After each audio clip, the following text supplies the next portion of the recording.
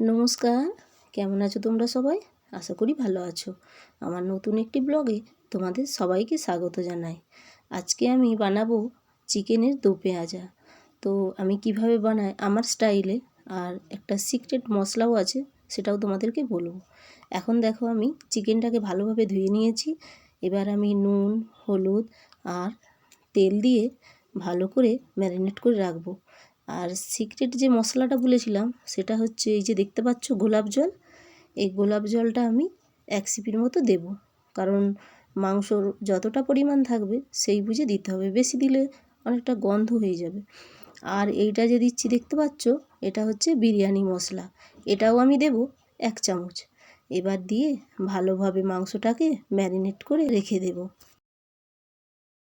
অনেকেই তো অনেক রকমভাবে রান্না করে, তা আমি এইভাবে রান্না করেছিলাম। মাংসটা কিন্তু খুব টেস্টি হয়েছিল। আর যখন রান্না করছিলাম না, আকাশ বলছিল, মা, মাংসের গন্ধটা কিন্তু খুব সুন্দর বেরিয়েছে। তো তোমাদের যদি কারো ইচ্ছে হয় এভাবে বানিয়ে খেতে পারো। তো এখন দেখো, আমি মাংসটাকে মেখে নিচ্ছি। মেখে কিছুক্ষণ ঢাকা দিয়ে রেখে দেব। আর ততক্ষণে এদিকে আমি কড়াইটা বসিয়ে দিয়েছি গরম হওয়ার জন্য। এবার আমি আলুগুলোকে নুন দিয়ে মেখে তারপর ভাজতে দেব।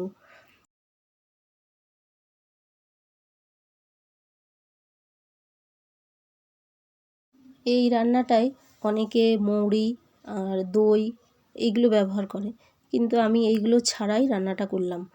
আর হচ্ছে অনেকে যে মশলাগুলো থাকে, মানে জিরে গুঁড়ো, ধনে গুঁড়ো, এখানে না আমাদের নেপালে এই জিরে ধনে গুঁড়োর গন্ধটা না খুব একটা ভালো নয়, তাই আমি ওইগুলো আর দিলাম না। অনেকেই দিয়ে থাকে। আর আমি যখন দেশের বাড়ি থেকে আসি ওই মশলাগুলো নিয়ে আসি, তো এখন আমার শেষ হয়ে গেছে, তাই আর এখানের মশলাগুলো দিলাম না। নেপালি যে মশলাগুলো হয় না, ওটা একটা আলাদা রকম গন্ধ থাকে।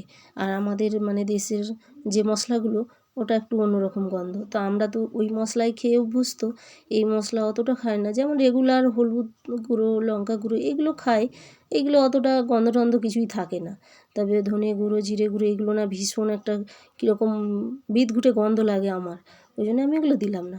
এবার দেখো, আলুটা আমি নুন দিয়ে ভাজতে দিয়েছিলাম, অল্প একটু হলুদও দিয়ে দিলাম। এবার আমি লাল লাল করে আলুগুলো ভালো করে ভেজে নেব। আর চিকেনটা আমি কিভাবে রান্না করলাম সেটা তোমাদের সঙ্গে শেয়ার করলাম না, তবে আমি বলে দিচ্ছি।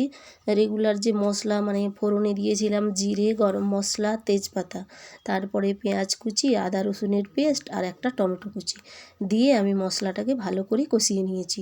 কষানোর পর অল্প একটু গরম জল দিয়ে মাংসটা সেদ্ধ হয়ে যাওয়ার পর এবার নামিয়ে নিয়েছি।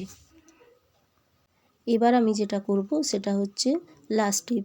এখন আমি কড়াইতে দিয়ে দিয়েছি একটা লঙ্কা আর জিরে আর হচ্ছে এলাচ। এগুলোকে আমি একটু ভালো করে ভেজে নিয়ে তারপরে দেব পেঁয়াজগুলোকে, যে আমি কষা মানে ছাড়িয়ে ছাড়িয়ে কেটে রেখেছিলাম সেইগুলো দেব। আর টমেটো আমি একটাই দেব, কারণ এখানকার টমেটোগুলো না লোকাল, খুব টক হয়।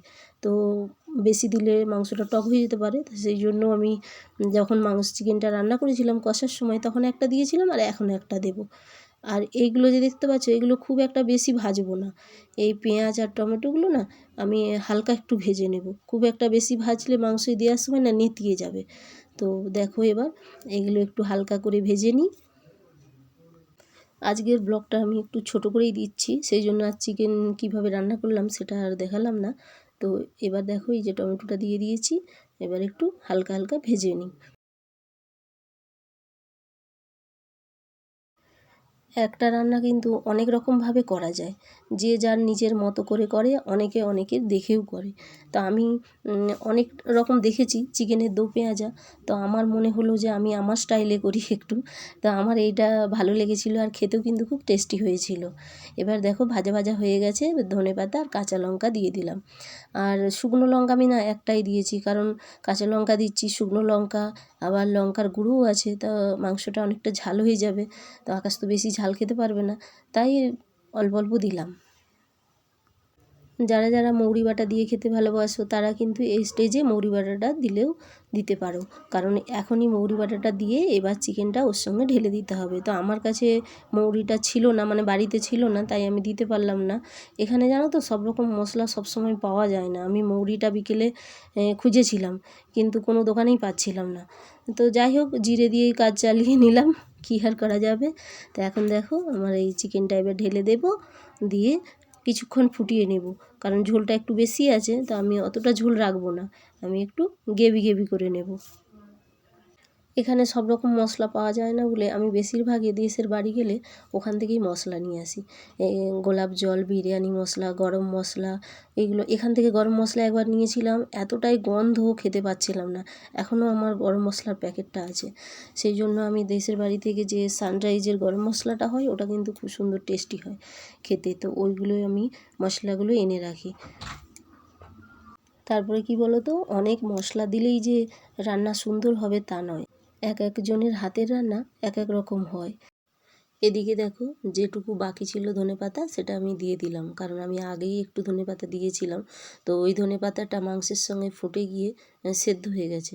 ওই জন্যে আবার কাঁচা একটু উপর থেকে ছড়িয়ে দিলাম, যাতে এর গন্ধটা ভালো আসে।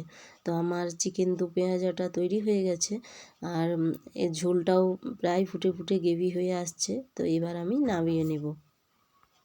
চিকেন তো আমরা বিভিন্ন রকমভাবে রান্না করে খাই, তো আজ ভাবলাম যে আমি এইভাবেই একটু রান্না করে খেয়ে দেখি, একটু নতুনত্ব করলে নিজেদেরও ভালো লাগে, বাচ্চাদেরও ভালো লাগে। তো এখন দেখো এবার আমি চিকেনটা ঢেলে নেব। তো চিকেনটা ঢালতে যেয়ে আমার একটুখানি গ্রেভিটা পড়ে গেছে গ্যাসের উপরে। তো যাই হোক, যখন গ্যাসটা মুছে নেব তখন এটা ভালো করে মুছে পরিষ্কার করে নেব। তো এখন অনেকটা রাত্রি হয়ে যাচ্ছে, আকাশকে খেতে দিতে হবে, ওই জন্য একটু তাড়াতাড়ি করছি।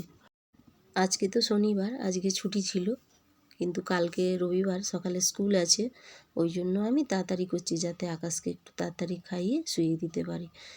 তো চলো, আজকের ব্লগটা এই পর্যন্তই, দেখা হবে অন্য কোনো নতুন ব্লগে। আর এদিকে আমি ভাত, মাংস আর স্যালাড নিয়ে নিয়েছি।